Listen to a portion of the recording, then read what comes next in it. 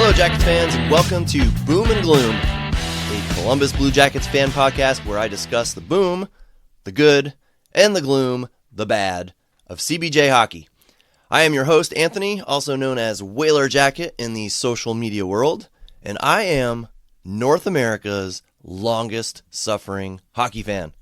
No one in North America, as far as I know, has been suffering for as long or as much as I have, following two lovable loser franchises, which are the Whalers and the Blue Jackets, for over 40 years. Over 40 years. Yeah, that's a long time. Before I begin today, I just want to make everyone aware I am an elementary school teacher by day, and I have been doing a lot of talking. And yeah, maybe even some yelling this week. It has taken a toll on my voice a little bit, so I apologize if I sound a bit raspy. I may have to, clear my throat a few times, but I'm going to get through this episode.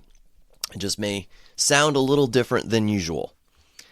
I want to take a brief moment to reestablish why I do this podcast. It is certainly not for the fame. I don't have that many followers or subscribers. And it's not for the fortune.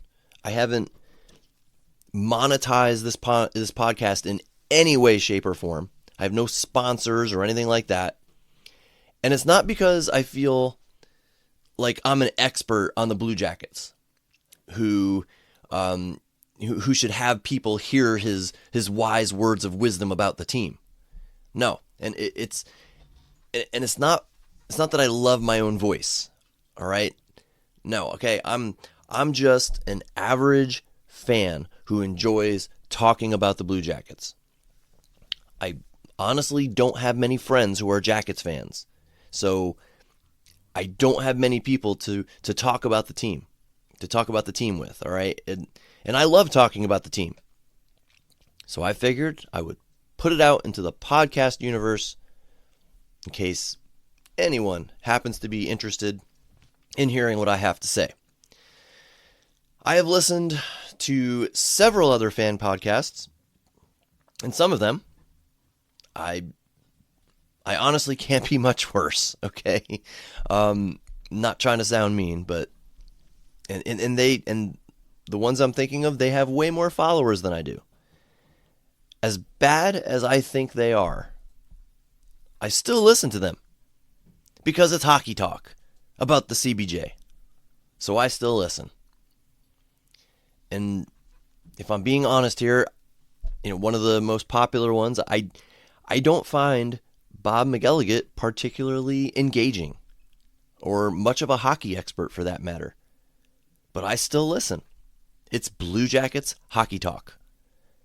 So this podcast that I do, it's my contribution to the CBJ podcast world. I'm not doing it because I think my voice, my opinion, is any better than anyone else's. I just like talking about the Blue Jackets. I enjoy it. And might I add, considering how bad this team has been over the years, I find it a bit cathartic. Okay? It's cathartic for me to do this podcast and just vent about them. Just vent about the team. Commiserating with fellow fans has truly helped me to stay sane. The Blue Jackets are, as you know, if you are listening to this, one frustrating hockey franchise. And they made some big news this week. That's what this episode is all about. The firing of Dean Evason and the hiring of Rick Bowness as head coach. Let's think back for a moment to late summer 2025. Dean Evason is hired as coach. I was ecstatic. Dean Evason is my all-time favorite hockey player. He played for the Whalers when I really started to get into the sport, like when he really started to get into hockey and appreciate it. I admired him so much that I chose number 12 when I played high school hockey. He was number 12 when he played for the Whalers. So when it was time to choose my number, I said number 12. And I still wear number 12 to this day as a 49-year-old beer league hockey player. He made that big of an impression on me. An undersized, middle six grinder who didn't score all that often, but he played with heart. That was me as well. In addition to my personal affection for the guy, he had also proven himself to be a respectable head coach in the league, with the Minnesota Wild, of course. And coming after Brad Larson, the Mike Babcock debacle, and Pascal Vincent, this was huge. This was massive, all right? Dean was well known for squeezing every little bit out of his players. He was known for getting the most bang for the team's buck. And I thought this was exactly what the Jackets needed. And when tragedy struck and the world lost Johnny Gaudreau to a jerkwad driver under the influence of alcohol, Dean was there. He was there to guide and coach the team. And he did a fantastic job of it last year. No one expected the Jackets to do as well as they did. But they exceeded all expectations. Many guys had career years, all under the leadership of Dean Evason. But now that I said that, I have to say, did Evason truly deserve all those kudos? That's what I find myself asking now. And spoiler alert, I do believe he deserves kudos. But I'm just wondering if he got more kudos than he really truly deserved. Let me explain, all right? I'm not sure what the consensus is, but here's my hypothesis.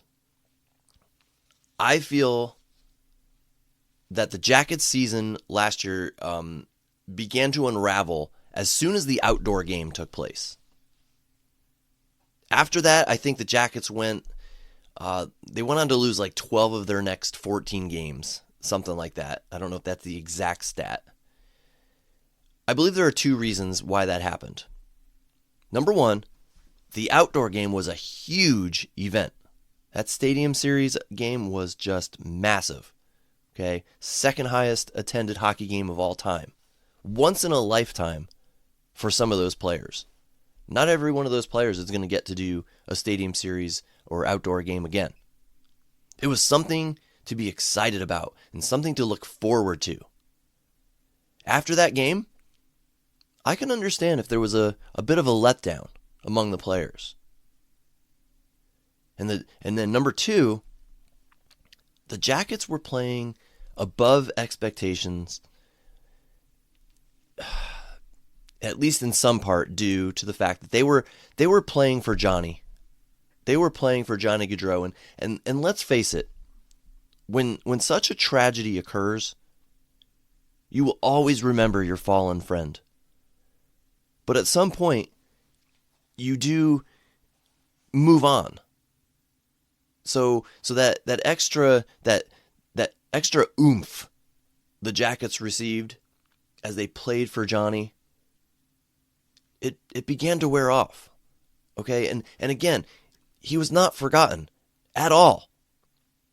But that extra motivation, that extra drive, it began to wear off.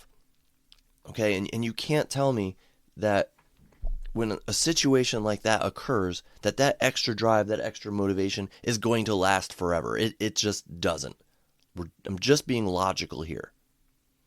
And now, sure, they did catch lightning in a bottle towards the end and rattle off a 6-game winning streak at the end of the season. But again, my hypothesis here, I think that was more of an anomaly than Dean Evason's excellent coaching. So after the outdoor game and after the trade deadline, that's when the team started coming back down to earth, coming back to the team they truly were. And what we have seen this season so far has been merely a continuation of that same team. Don Waddell did not make any defensive or goaltending upgrades. And he made minimal forward changes. So we essentially walked back the same team as last year. A team that played far above expectations and then came back down to earth. This is that same team. And I'm sure Dean Evason played a role in that. Okay, he provided stability and some credibility based on his winning seasons in his Minnesota career. But I question how big of a role he played. Was it more about Johnny Gaudreau's passing and the excitement and motivation for the outdoor game? Or was it more of a combination with his coaching? And I don't know. But I will say this, I am really torn about this firing. I'm not quite sure how I feel about it, to be honest. I am very happy, though, that someone in this organization, Don Waddell and management in this case, that they finally decided what we were seeing this season is unacceptable and did something about it. I'm glad they recognized that and took action. I'll get into the Rick Bowness hire in a bit, but focusing on Evason here, his coaching definitely had a lot of us fans questioning what in the heck he was doing at times. And I'm sure it must have crossed Don Waddell's mind too. So let's see. Danton Heinen on the second line, Isaac Lundstrom on the second line, Isaac Lundstrom in overtime, not starting Adam Fantilli early in overtime, Cole Sillinger on the first line, Kent Johnson on the fourth line, never seeming to use a timeout to the team's benefit. Then you had the whole Chinnikov situation. And then, who can forget all the third period collapses? All those blown leads. A lot of that, admittedly, is on the players. Okay, they're the ones on the ice. They're the ones playing the game. But it also falls on Dean Evason and his coaching staff as well. Couldn't motivate, couldn't strategize, couldn't lead. So yeah, I had problems with a lot of the coaching decisions Dean was making. And not just me, but many other fans as well. What I'm saying here is that I'm happy a decision was made, that a change was needed. But as I said, I'm torn, okay? I'm not sure how I feel. Because as glad as I am about the change, and admittedly unhappy I was with a lot of Dean's coaching decisions and strategies, I still wonder if this was the best idea long-term for this franchise. As I said in my last episode, I'm trying to think about the big picture here. Is this team a playoff caliber team? Maybe. Okay. Maybe enough to make the Stanley Cup playoffs, had they not blown so many leads and played better overall. But are they truly built for a Stanley Cup run? I emphatically say, no, they are not. So was it worth it to make a change now and go all in? What if Bowness helps turn the ship around, but not quite enough to even get to the playoffs? What happens then? Well, I'll tell you. Your draft pick, your first round draft pick, is not going to be as high. And I've already talked at length about how the Jackets cupboard is bare with a lack of high-end prospects. Now, I'm not going to go back into why that is, okay? I dealt with that in previous episode, but it happened, okay? The Jackets need more prospects. They need more high-end prospects. They have really, I'm not going to say no one waiting in the wings, but nobody that really excites me that says, "Oh yeah, he's up and coming and he's going to, when he gets to the big club, he's going to make some waves." No, we don't have anybody like that. Nobody down in Cleveland or elsewhere. So we need more high-end draft picks. They need more prospects. And this is supposedly a deep draft as well. So my thought is, would it have been better suited, or would the team have been better suited for Waddell to tough out the year with Dean Evason? The team is just simply not built for a deep playoff run. They're simply not ready yet, at least in my humble opinion. Best case, you get in the playoffs and maybe win a round, maybe. Okay, huge maybe win round 2. I mean, that's a huge maybe. But that's it. That's as far as you're going to get. Is that worth it? Is the experience that the players get from just making it to the playoffs worth it? I don't know for sure. But maybe Waddell does. Maybe he knows something I don't know. But by making this move, Waddell is saying that he has that much faith in the current roster, and I just don't see that. I don't see that myself. Now, I love the idea of making a change, but maybe fire the assistant coach now, and more on that in a bit. And if things don't improve for the rest of the season, if things continue to spiral here, then you fire Dean. Maybe in the off season or closer to the end of the year. If we improve now, we better improve enough to make the playoffs. If not, then all it's doing is hurting the team in the long run by getting lower draft picks. So again, I say, would it have been better to finish out the year with Dean Evason as head coach? When you think about it, he hasn't had a whole lot of time with the team. I mean, a season and a half, that was it.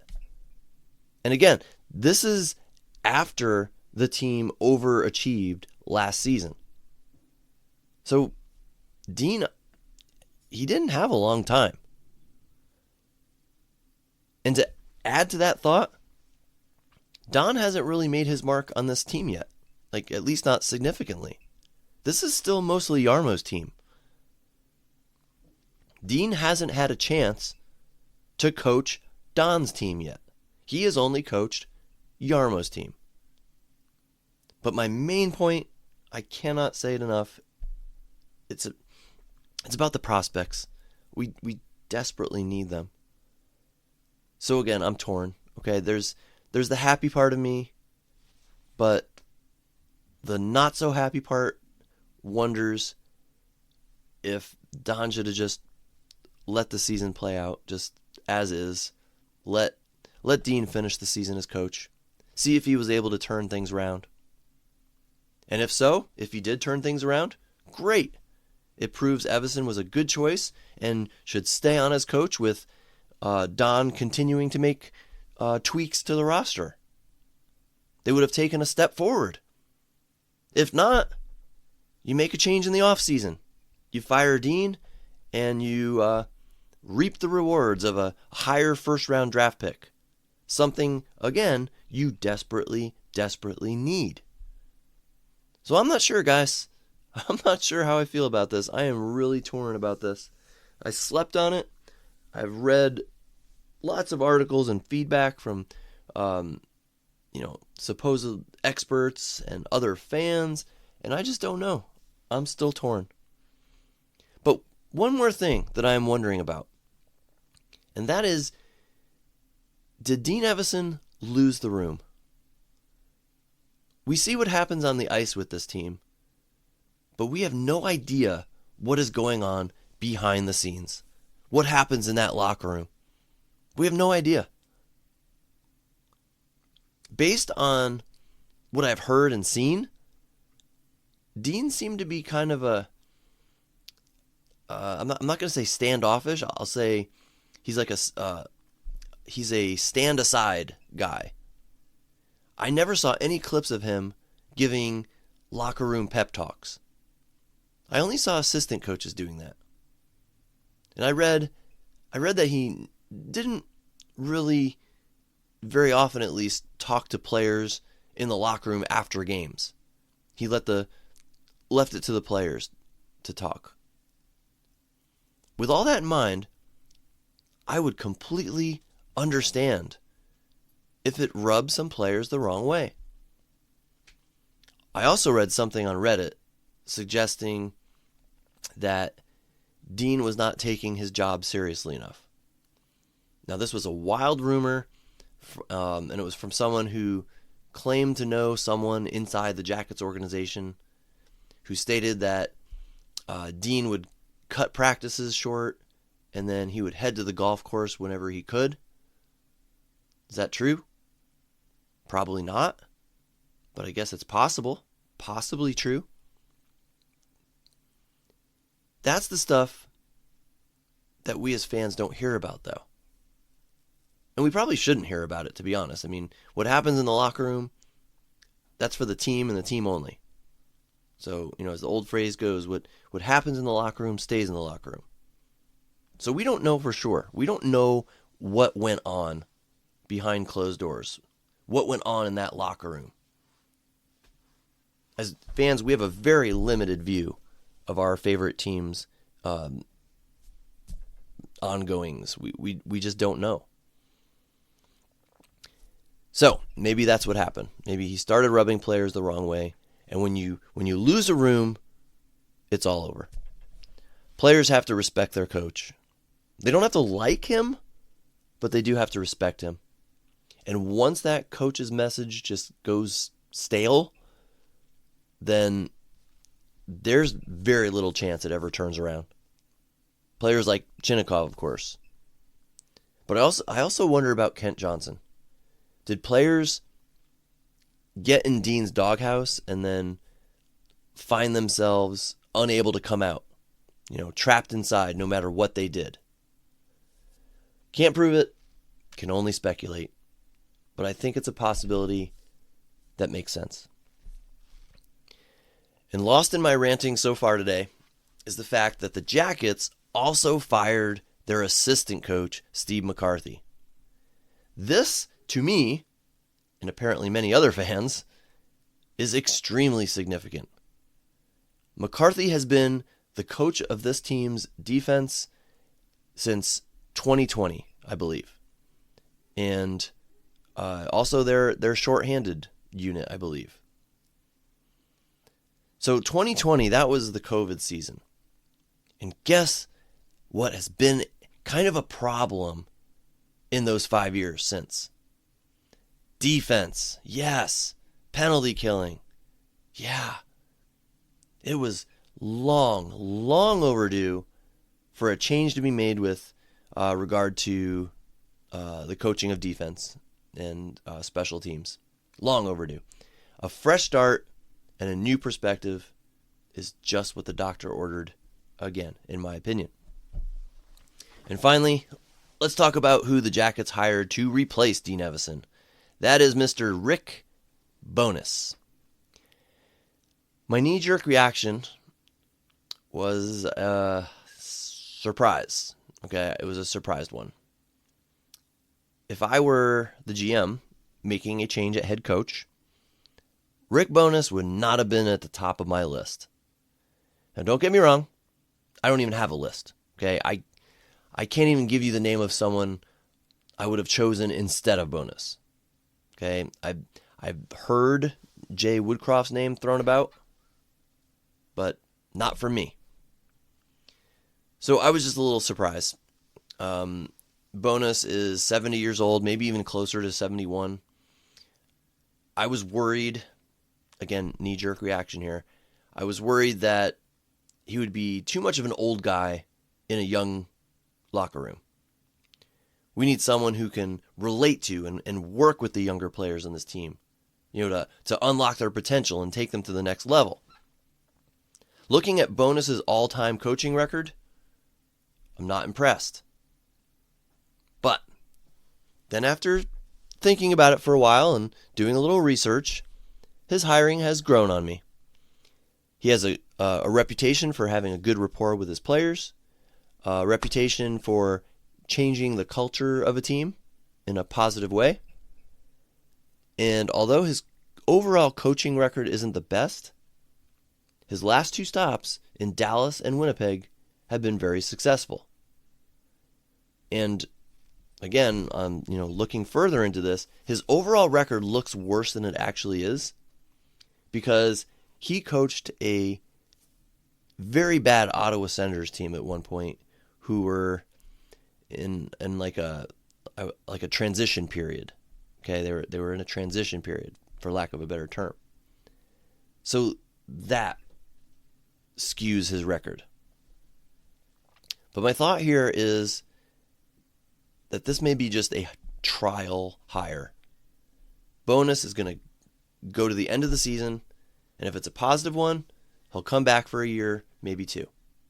Maybe get things turned around and going in a positive direction before turning the helm over to a new, maybe younger coach.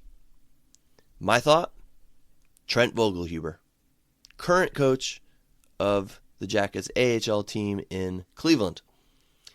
Bring him up next season as an assistant coach. Have him serve as an assistant coach to Bowness. Then, if and when he's ready, give him the reins when Bowness decides to retire. Now, I admit I don't know a whole lot about Vogelhuber, but I do know he's a highly respected coach, and he's considered a very good coach. The Jackets certainly don't want him to become the next Jared Bednar for another team. I mean, that's just downright ridiculous, okay? Thinking about that. The Jackets had him and let him go to Colorado, and he becomes a world-class head coach and Stanley Cup champion team.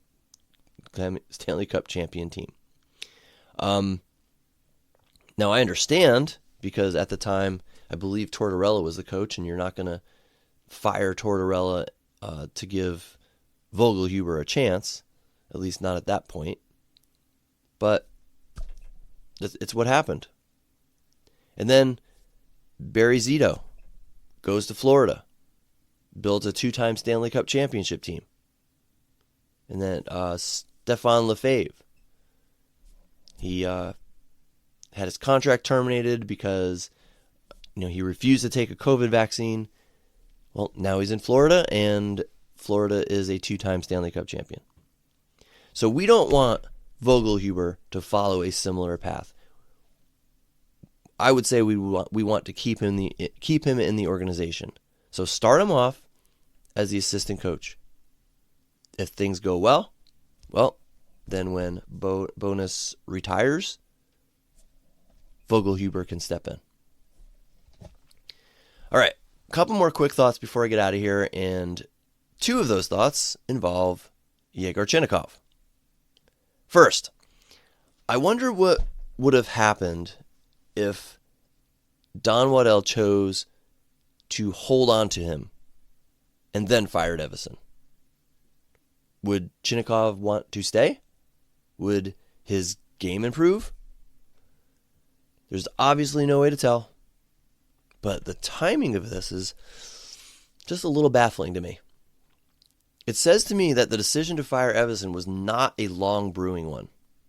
I think it really started to become a possibility with the loss to the Pittsburgh Penguins. They were up 4-1 and ended up losing in overtime, 5-4. I think that might have been the last straw. I think that if Don was considering it before that Pittsburgh game, he may have held on to Chinny a little bit longer. And there's no way to tell, obviously, and I doubt Don would ever admit it, but it's just my hunch here. And my other thought about Chinnikov, the Y has been dropped from his first name. Now it's just Egor, Igor Chinnikov. There are rumors that suggest he has wanted to do this for a while, but the Jackets refused for some reason. I don't even remember why they refused that. Not sure of the story there, but I hope that's not the case. That would just be stupid and disrespectful of the Jackets to do that. So good luck. Good luck, Igor. Good luck, Igor Chinnikov in Pittsburgh. Just not against the Blue Jackets. One other quick thought. The Jackets signed another Igor Zamula, to a contract. So far, I've liked what I've seen from him. He has size, he could play physical, and he's had some pretty darn good passes. I look forward to seeing what he'll end up bringing to the lineup for the last half of the season. For a team in desperate need of physical shutdown defensemen, I truly hope Zamula can fill that void. I also wanted to mention a correction as well. In my last episode, I mentioned that Erik Gudbranson had a concussion, and I was worried about his long-term future. Well, when I'm wrong, I admit it. I admit when I'm wrong, and I was wrong. Gudbranson has some kind of hip issue, I guess, not a concussion. As I record this, he's actually even skating again. So I was way off. All right, I'm not sure where I heard that he had a concussion. So let's just forget I said it, shall we? As I said at the start of this episode, I am not an expert on this team. I'm just a fan, and while I read lots of articles, lots of posts about the Blue Jackets, a lot of online forums, a lot of social media sources, I still miss stuff. All right, last night the Jackets played their first game with Rick Bowness as head coach. I would say it went well, but not amazingly well. They ended up winning 5-3. Looked for a moment there that the Jackets were going to cough up that third period lead and blow it again, but they actually held on this time with Boone Jenner scoring a goal with like a minute and a half left. So that was pretty cool. So the Rick Bowness era has begun. And I know this is just a one-game sample size, but from what I saw, I really think this move may end up helping Kent Johnson find his game. Kent Johnson looked noticeable last night, like more noticeable than I've seen him in a while. So hopefully this is the start of something really good with Kent Johnson. All right, and that's all I got for this episode. Thanks for sticking with me, and I hope you've enjoyed what I had to say. Thanks for stopping in and listen to me rant and rave about the Jackets. Feel free, you can always reach out to me, connect with me. You can find me at Whaler Jacket on, all those social media sites like Instagram and Blue Sky, or you could just send me an email. Just send it to whalerjacket@gmail.com. Good old-fashioned email. I welcome your comments, your questions, your suggestions. As I've said before, the whole reason I do this podcast is because I love talking about the Blue Jackets and have really no one to talk with. So please, feel free to reach out. In the meantime, this has been Boom and Gloom. I hope you'll come back and give it a listen again next time. Until then, go Jackets. Take care, everyone.